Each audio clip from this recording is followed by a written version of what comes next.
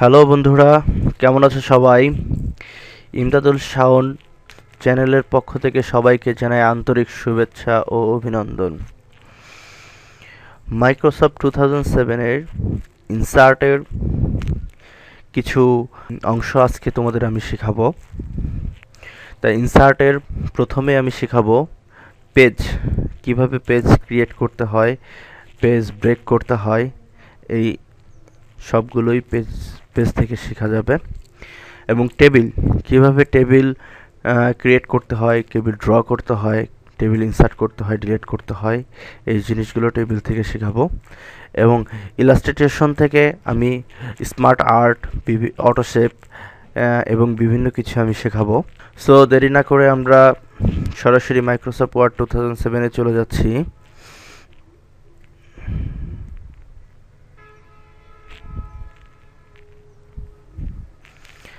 হ্যাঁ, Microsoft word 2007-এর এই অংশটিকে বলে পেজ অংশ। এখানে কভার পেজ আছে, কিভাবে কভার পেজ ডিজাইন করতে হবে, কোন স্টাইলে করতে হবে, এই সব কিছুই এই কভার পেজ থেকে আমরা পাবো। এখানে ব্ল্যাঙ্ক পেজ, আমাদের যদি নতুন কোনো ব্ল্যাঙ্ক পেজ দরকার হয়, সেই ব্ল্যাঙ্ক পেজ এই ব্ল্যাঙ্ক পেজে ক্লিক করলে আমরা পাবো। এবং পেজ ব্রেকে ক্লিক করলে আমরা নতুন একটি পেজ পাবো। কারেন্ট পেজ থেকে নেক্সট পেজে আমরা যেতে পারবো। আচ্ছা, আমি প্রথমে কভার পেজ দেখাচ্ছি। কভার পেজের উপর ক্লিক করলে এখানে অনেক ডিজাইনের কভার পেজ আছে, অনেক ডিজাইনের কভার পেজ, যেটা বই হোক অথবা আমি একটা নোট তৈরি করতেছি, নোটের কভার পেজ দিতে হয়, বা যে কোনো কিছুর কভার পেজ আমি এখান থেকে ডিজাইন করে নিতে পারবো, চুজ করে নিতে পারবো। যেমন আমি একটা কভার পেজ নিচ্ছি, এই কভার পেজটা নিলাম। আর এই কভার পেজে আমি প্রথমে এখানে টাইটেল দিই। এখানে টাইপ দ্য ডকুমেন্ট টাইটেল, এখানে টাইটেলটা ক্লিক করতে হবে। যেরকম আমি লিখতে পারি, যেরকম আমি লিখতে পারি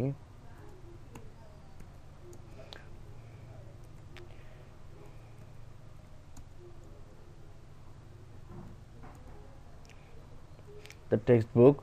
এখানে আমি টাইপ দ্য ডকুমেন্ট সাবটাইটেল, এখানে আমি সাবটাইটেল দিতে পারি। এরপর আমি ডিসক্রিপশন দিব, এই ডিসক্রিপশনটা এখানে আমি লিখতে পারি। তারপরে আমি ইউজার এবং প্যাক ডেট, আমি ডেট দিতে পারবো। এটা আমি আমার ইচ্ছা মতো আমি এটা ডিজাইন করতে পারবো। আবার এখানে যেমন আছে এটার মতো ডিজাইন করতে পারবো। আমি এটা যদি আরেকটু সরাই দিতে চাই, আরেকটু সরাই দিতে পারবো। আবার যদি আমি এটা আগের অবস্থায় ফ্রি নিতে চাই, সেটাও পারবো। এটা আমার ইচ্ছা মতো আমি ডিজাইন করতে পারবো। এই ডিজাইনগুলো এখানে দেওয়া আছে। এভাবে আমি কভার পেজটাকে নিজের মতো করে ডিজাইন করতে পারবো। এখন আমি আচ্ছা, কভার পেজের পরে আমি এখানে ক্লিক করলে, ব্ল্যাঙ্ক পেজে ক্লিক করলে আমার নতুন একটা ব্ল্যাঙ্ক পেজ ইনসার্ট হবে। এখানে দেখা যাচ্ছে 3টা পেজ আছে। আমি যদি আবার ব্ল্যাঙ্ক পেজের উপর ক্লিক করি, আর একটা পেজ তৈরি হয়ে গেল। এখানে পেজ 4, 4টা পেজ আছে। এভাবে আমরা ব্ল্যাঙ্ক পেজ নিতে পারি। ব্ল্যাঙ্ক পেজের উপর ক্লিক করে এখানে পেজ ব্রেকের উপর ক্লিক করলে আমার ভেঙে দেবে পেজটাকে ভেঙে দিবে। এবং এভাবেই আমরা পেজ ব্রেকের কাজ করতে পারবো। এরপর আমি শেখাবো আপনাদের টেবিল সম্পর্কে। টেবিল, কিভাবে টেবিল ইনসার্ট করতে হয়, টেবিল ড্রয়িং করতে হয়, তারপরে কিভাবে টেবিল ডিলিট করতে হয়, এই সব কিছু আমি আপনাদের এই টেবিল থেকে দেখাবো। এখানে দেখেন আপনার ঘর কাটা আছে, এখানে দেওয়া আছে। উপরে দেখুন, যখন আমি কার্সরটি এই ঘরগুলোর মধ্যে নিব, তখন ঘরগুলো ব্লক হচ্ছে এবং আমার কতটা ঘর রো আর কতটা কলাম হবে সেটি আমি এখান থেকে নিতে পারবো। আমি 10টা কলাম এবং 8টা রো নিতে পারবো। এভাবে ক্লিক করে নিতে পারবো আমি। আর যদি আমার এর থেকে বেশি দরকার হয় তাহলে আমি এখানে ইনসার্ট টেবিলের উপর ক্লিক করব। ইনসার্ট টেবিলের উপর ক্লিক করে এখানে দেখা যাচ্ছে number of column, number of rho.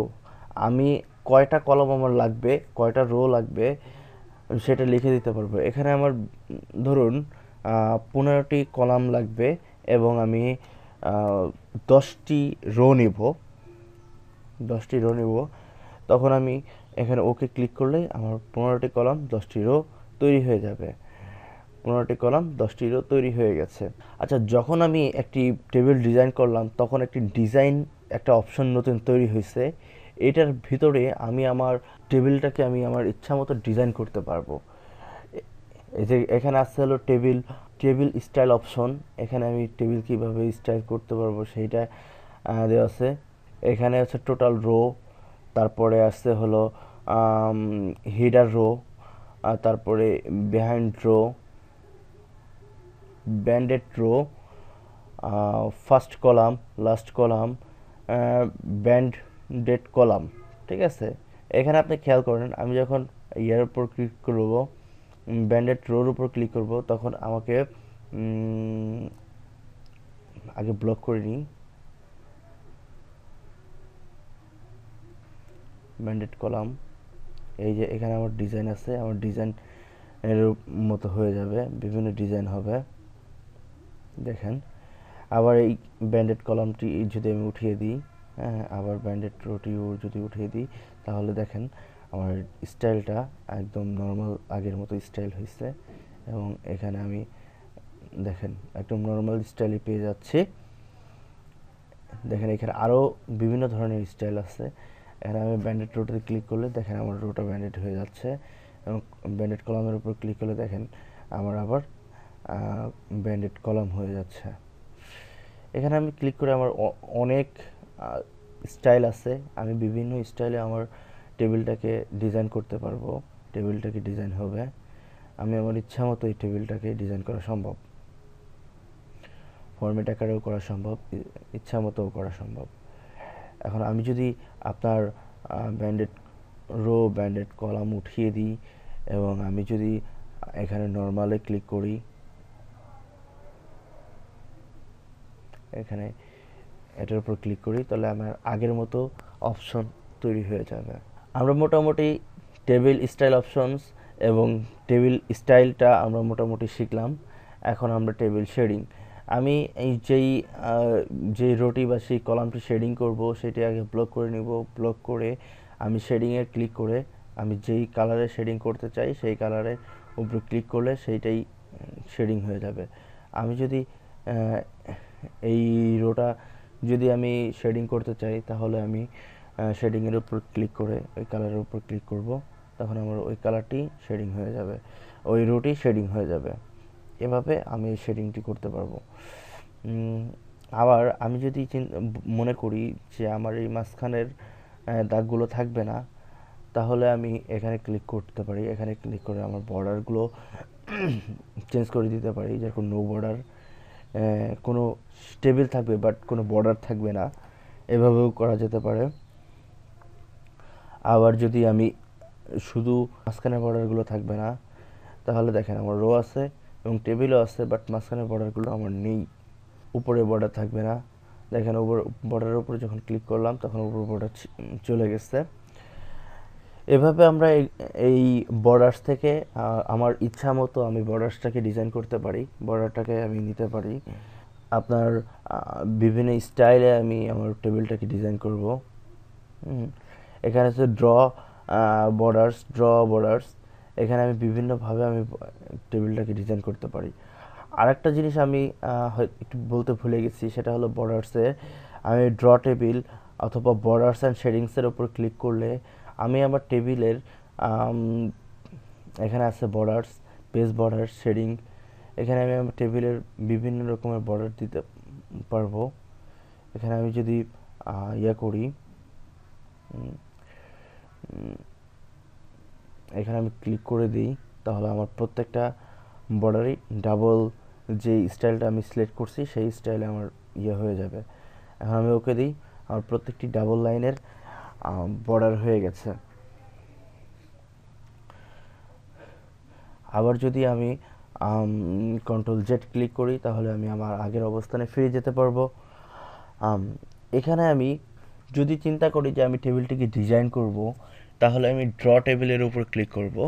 আমি যদি টেবিলটাকে ডিজাইন করতে চাই, ড্র টেবিলের উপর ক্লিক করব, তখন আমি আমার টেবিলটাকে আমার ইচ্ছা মতো ডিজাইন করতে পারবো। দেখেন, আমি যদি এই মাঝ বরাবর একটি দাগ দিই আরও করে,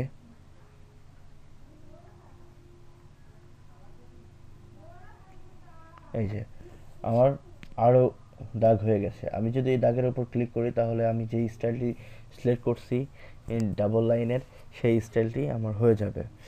এখন এখানে আছে ইরেজার আসলে আমরা সবাই চিনি।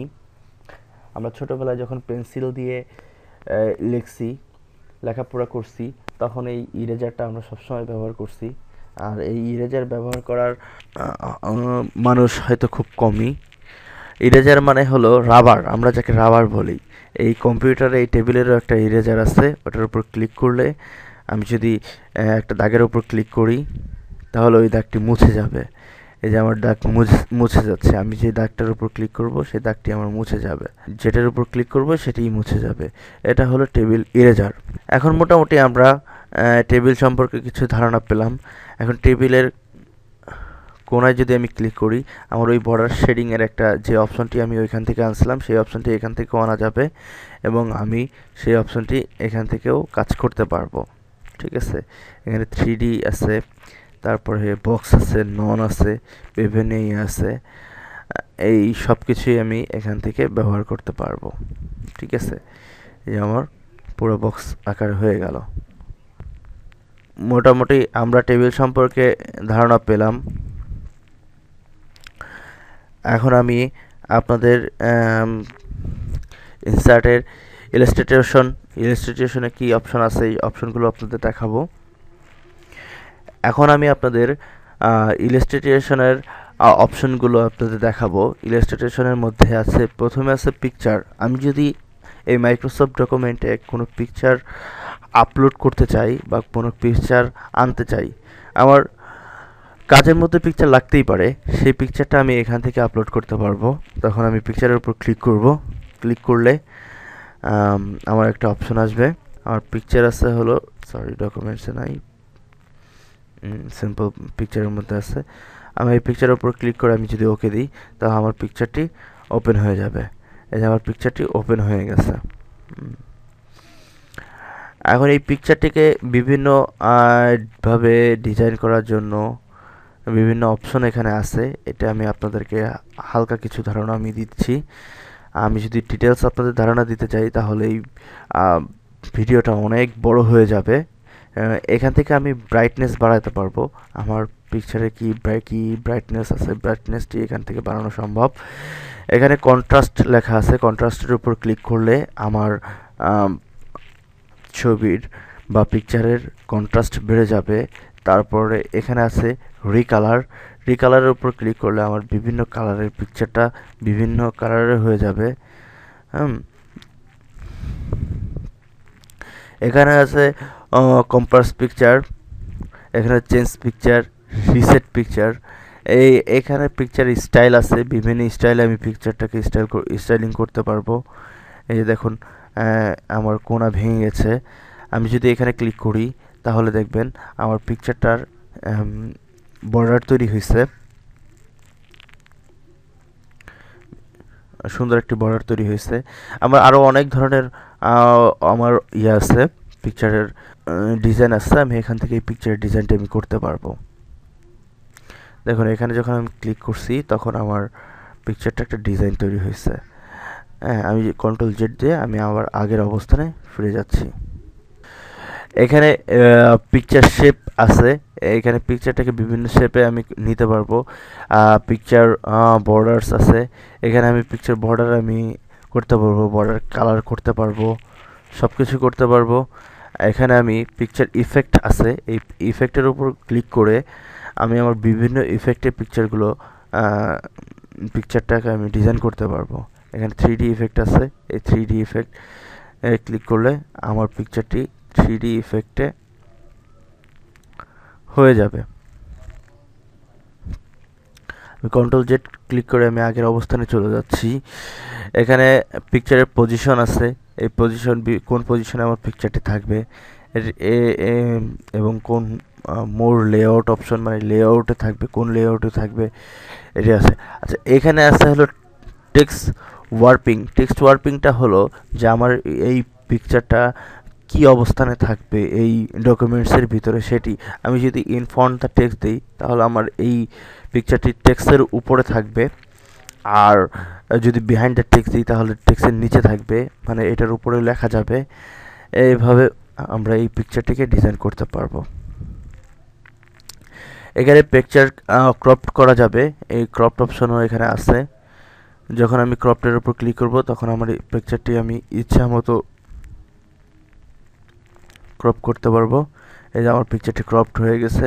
এখানে আমার পিকচারটি কতটুকু হাইট, কতটুকু ওয়াইড আছে সেই জিনিসটি পিকচার সাইজে দেওয়া আছে, এবং এখানে আমার সব হাইট, ওয়াইড, রোটেশন, তারপরে ক্রপ ফ্রম, এই সব কিছুই এখানে দেওয়া আছে। মোটামুটি এখান থেকে আমরা এই কাজগুলো করতে পারবো।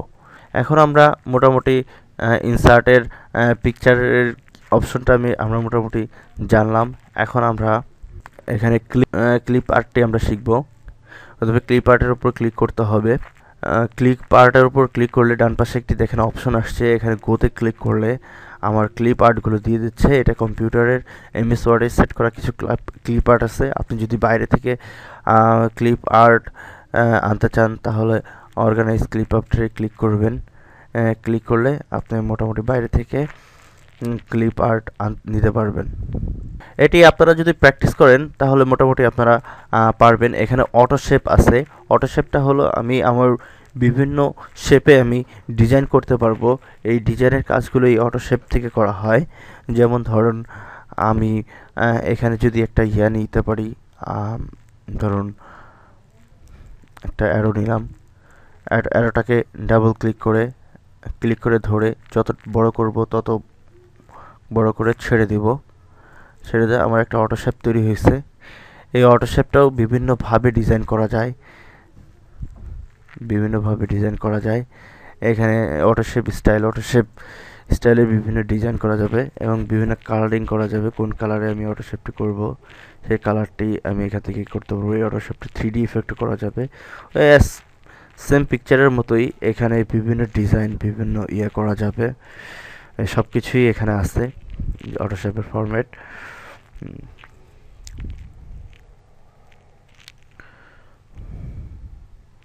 তা মোটামুটি আমরা অটো শেপ সম্পর্কে জানলাম। এখন ইনসার্টের স্মার্ট আর্টটি হলো আমি যদি আমার ডকুমেন্টটিকে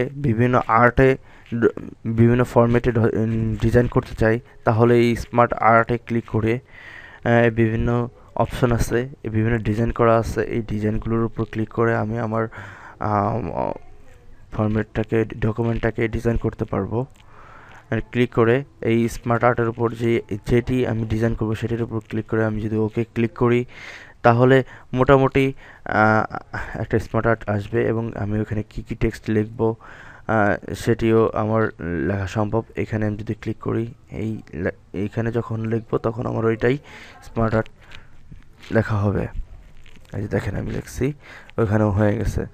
এখানে যখন লিখব তখন দেখেন এখানেও আমার হয়ে যাবে, এবং নিচে যখন লিখব তখনও এই অপশনগুলোতে লেখা হয়ে যাবে। দেখুন এখানে সেই অপশনটাই লেখানো হয়ে গেছে। এটা হলো হেডিং, আর এগুলো পয়েন্ট আকারে লেখা যাবে। এভাবে আমি আমার স্মার্ট আর্টটাকে সাজাতে পারবো। আমি যদি আপনাদেরকে ডিটেলস শেখাতে যাই তাহলে হয়তো আপনাদের ভিডিওটি অনেক বড় হবে এবং আপনারা হয়তো ধৈর্য হারায় ফেলবেন দেখার জন্য।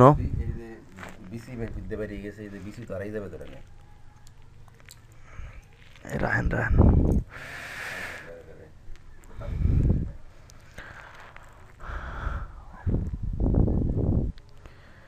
আচ্ছা, স্মার্ট আর্ট শিখলাম। এখন আমরা মোটামুটি ইনসার্টের চ্যাট শিখব। ইনসার্ট চার্ট হলো আমরা বিভিন্ন স্কোর দেখা গেলো আমরা যখন ক্রিকেট খেলা দেখি আমাদের রান রেট কত হবে, তারপর এই ওভারে কত রান নিছে, এই সব কিছু একটা স্কোরের মাধ্যমে দেখায়। সেই জিনিসটাই এখানে আমরা করতে পারবো। এই চার্টের উপর ক্লিক করলে আমরা কোন ডিজাইনটি আমরা সিলেক্ট করবো সেই ডিজাইনটার উপর ক্লিক করে আমি যদি ওকে ক্লিক করি তাহলে আমার মোটামুটি ওই চার্টটি ওপেন হয়ে যাবে। এখানে আমার চার্টটি ওপেন হবে, কিন্তু চার্টটি ডিজাইন করতে হলে আমার এক্সেলে কিছু আমার ডাটা ইনপুট করতে হবে। যেরকম এখানে দেখা যাচ্ছে 4.3, এটা আমার মানে ক্যাটাগরি নেমস, তারপর সিরিয়ালস 1 2 3 এই জিনিসগুলো আছে, এইগুলো আমরা এখান থেকে ডিজাইন করতে পারবো। তো মোটামুটি আপনাদেরকে আমি এই ইনসার্টের ইনসার্টের পেজ, টেবিল এবং ইলাস্ট্রেশনের কিছু সম্যক ধারণা আপনাদেরকে আমি দিলাম, এবং আপনারা মোটামুটি এটা বাসায় বারবার প্র্যাকটিস করবেন, এবং যত প্র্যাকটিস করবেন তত এই জিনিসগুলো শিখবেন। তো আজকের মতো আমার এই ভিডিওটি আমি শেষ করছি। আর ভুলবেন না কিন্তু, যদি আমার ভিডিও আপনাদের ভালো লেগে থাকে এবং আপনারা কিছু শেখেন, তাহলে অবশ্যই আমার চ্যানেলে সাবস্ক্রাইব করবেন।